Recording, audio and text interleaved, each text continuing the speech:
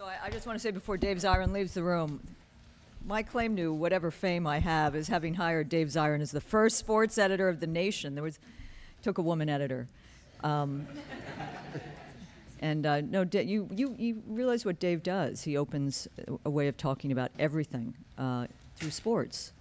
And there are not many like him. There was a mentor, his mentor wrote for us, Bob Lipsyte, remember Bob? Anyway, I'm going to stop now. I was just with Bob, he says hi. Hi. So I'm going to speak fairly, I hope it's going well. I know 4:30 or 4 o'clock on a long Friday can be a long day, but I hope it's going well. I hear the breakout sessions were terrific. So let me just tell you a little bit about the nation and a bit about the kind of journalism we've been doing. So we were founded in 1865, immediately after the end of the Civil War, by abolitionists committed to ending slavery, who believed in the power of the word, Now, not many magazines launched with a first line, quote, "The week was singularly barren of exciting events." I have not lived such a week. As Kai Wright said this morning, every day brings 3 or 4 turbulent events. But it's a testament to the extraordinary writers and journalists who filled the nation's pages, and now our screens and our pixels, that we've punched above our weight class, to pick up on Dave Zirin, in a tricky, fast-changing media environment. And I would say at this moment as we stand here, never has a free media been in such peril. And I think it gives all of your work far more urgency. It gives ours. We come to work. Though we've seen bad times in this country, but I'd say again, never has a free media been in such peril. Now, unlike so much of our media, and this came up, I think, with Bhaskar and Sarah to a certain extent, we do not live in an eternal present.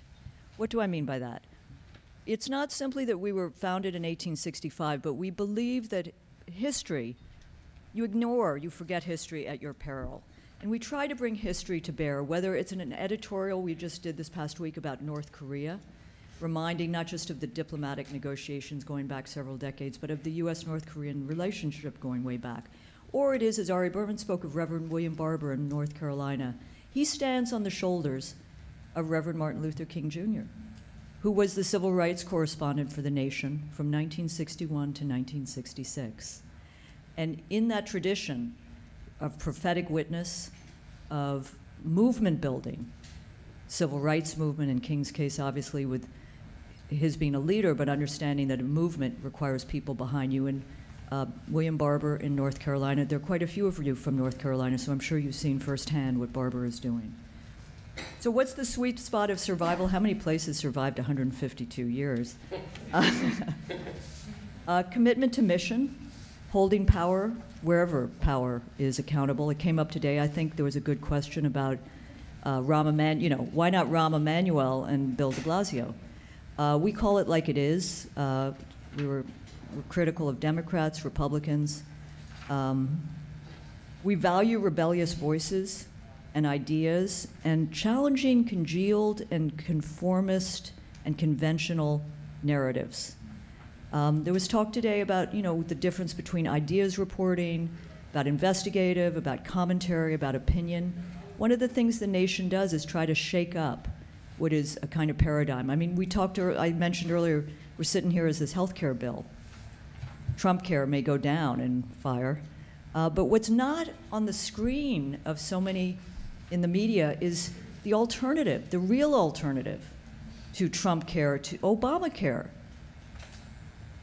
Medicare for all, never liked the term single payer, but to open up the alternatives so that it's not, as some people have said, a kind of downsized politics of excluded alternatives. There is always an alternative. Some of you may remember there was reference to Margaret Thatcher. I think Sarah Jaffe was wearing her T-shirt, or said she would. Because you have to remember history. Margaret Thatcher had many choice expressions, but one was, there is no alternative. Not true. If you believe that, then you shut down your imagination. So as I talked about King, you're going to see in this film a wonderful list of people who've contributed. I'm going to tick them off really quickly, but among the nation's contributors, we count virtually every major not only American, but international voice that has spoken out for racial justice, social justice, economic justice, civil liberties, women's rights, environmental justice, peace and justice. I mentioned King, Albert Einstein, Langston Hughes, Emma Goldman, James Baldwin. If you haven't seen the documentary about James Baldwin, see it. He was our contributing editor for 20 years. Eleanor Roosevelt, Ralph Nader, Michael Moore, Naomi Klein, Edward Said, Molly Ivins, Bill Moyers, Alice Walker, Bill McKibben, Tony Kushner, Toni Morrison. Chris Hayes, whose cover story is our cover story next week on mass incarceration. Melissa Harris Perry, I think one of you said you were studying with her. Naomi Klein, Jeremy Scahill, Reverend William Barber, all wrote, many continue to write. And while we honor history, we also care deeply about introducing the nation to you, a new generation of, I hope, writers, journalists for us, readers, tell people about us, thinkers, activists. I've been inspired today listening to those I have the privilege of working with. You heard Kai and Ari. Ari was my intern. I gave him his first assignment. Julianne Collier, Sarah Jaffe, Sarah Leonard, of course, Dave, Bhaskar, who writes for us, and to hear them speak of covering movements. They're serious, they're independent thinkers, they're critical-minded, they're empathetic. Their work is about amplifying and also challenging what movements are doing. In the nation tradition, bringing attention, and I think Daniel Jutt asked about this, bringing attention to nascent, emerging movements, to voices too often not heard or listened to. You know, think about it. Media has the power to define reality. That may be, you know, maybe say too much, but whose voices are heard, whose issues are covered. Like you think of, again, I talk about the independent media punching above its weight class. I mean, Amy Goodman went to the Dakota Access Pipeline. She was arrested, she was nearly, I think, nearly indicted, but it took Amy Goodman going there to then, the corporate media, I think Rachel Maddow did one segment, but I mean, it took Amy Goodman to go there. I'll talk briefly about our private prison series. It takes smaller media often to drive issues that are not on the radar. So we work at The Nation to report ideas, give space to ideas and voices which sustain and oxygenate movements and instigate change. Now, and never cease to challenge power. We refuse, when we can, as best we can, to refuse to accept the policing of the parameters of what's possible. So The Nation endorsed Bernie Sanders. You know, we had issues. We're critical when calls out for. But think of how the media treated Bernie Sanders when he first started. The gatekeepers of the media didn't want to give him any attention, even though he had rallies of thousands of people. Who was getting all the attention in what I call media malpractice 2016? There was another guy who was holding rallies who got unfiltered media attention down to when he talked about his steaks and his wine. Meanwhile, the issues Bernie Sanders was raising, what he did in my mind was reveal that in this country there are people who want to hear ideas that they have not heard in their media.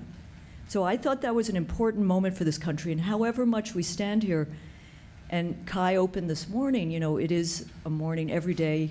I open my iPad and my heart starts palpitating because you get these breaking news things.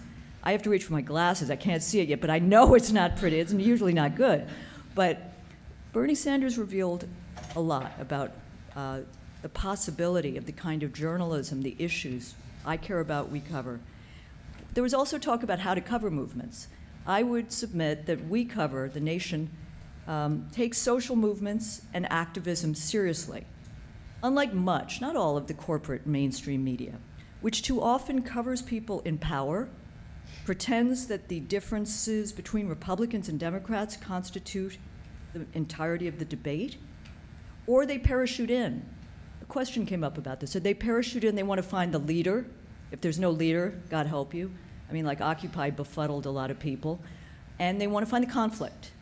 But they don't take the time to study the theories of change, the formations, what makes a movement. Now, you know, we are we give serious space to. I mean, I worked for 6 months on this cover story. We have issues out there. How to revive a 21st century peace movement. It's a thought-provoking piece. In my mind, it's what the nation should do, which is just to launch a conversation. It's not saying this is how you have to think. But it's about how a movement needs to be intersectional, unapologetic, and led by people, this idea of this peace movement, most impacted by militarism. People of color, refugees, women, veterans, who are too often relegated in more conventional peace movements. And then you saw Sarah Leonard. Her piece this week is about a feminism for the 99%, again, about a movement, but giving real thought. Now, I do think that we had a discussion here last conference. I said we're journalists. We're not movement activists. I do think there's a way to bring together advocacy, and for those of you involved in movements, to cover with honesty, with disclosure. And it's about principled, I think as Bhaskar said, it's about being clear about your principled journalism, about your principles. It's about disclosure. It's not bias. I don't love the word bias because it suggests, you know, you're scamming. It's perspective. It's a belief, and this is very much in the European tradition. Objectivity is a strange concept. Our special media issue 2 weeks ago is, there's a piece by a South African journalist on how to cover authoritarians. And, you know, he says, jettison Olympian neutrality, jettison access, pay for, you know, access journalism. Documents, rigor, verifiable data, facts, yes, but you can have a stance and be clear about it. So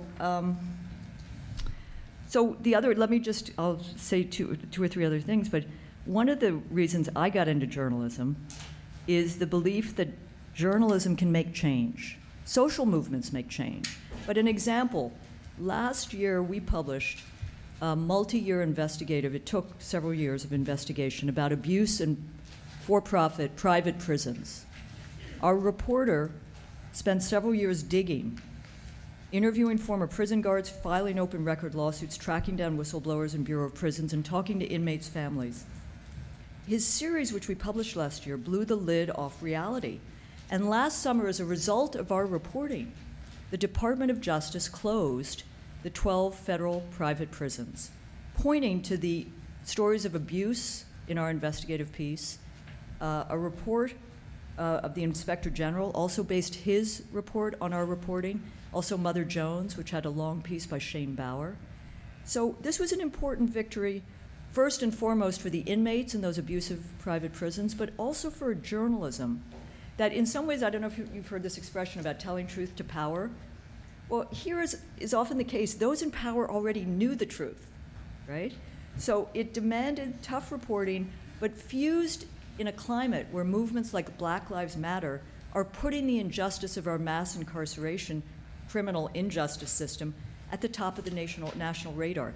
So it shows that change and reform is still possible, despite the corruption of our political system, and that movements and independent journalism, working together independently, still matter and can make change and repair abuses and shed light. So over the course of 152 years, the nation has lived through bad times, good times, observed ups and downs. In the eternal struggle to make a better world, I can be real cheesy. I believe in those things. But I confess, I don't know about you in these days, I wake up with hope and with dread. Dread about what the day will bring. And we have, you know, a homegrown authoritarian demagogue roaming the land. He doesn't need Breitbart, by the way. He has his own channel. That rampaging Twitter is his own channel. And I've been in debates with journalists. Stop the hyper coverage. You can't ignore it, but the hyper coverage just drives. It's what they call in New York, in DC journalism, winning the morning. You know, he drives the whole day. So I think I take hope from those I work with, from your tough, smart, probing questions today, the fact that you wanted to be part of this conference, that you want to go back to your media and do work that is so needed in these times. I do believe that a good journalist is one who has more questions than answers most days, is curious, has a stance, but continues to ask, to probe, and something that I think is very tough in our media landscape, but to embrace complexity, which is very hard, and I will admit I'm complicit often in dismantling complexity. I go on these talk shows where they have no room for complexity, but you try to bring it before you're shouted down.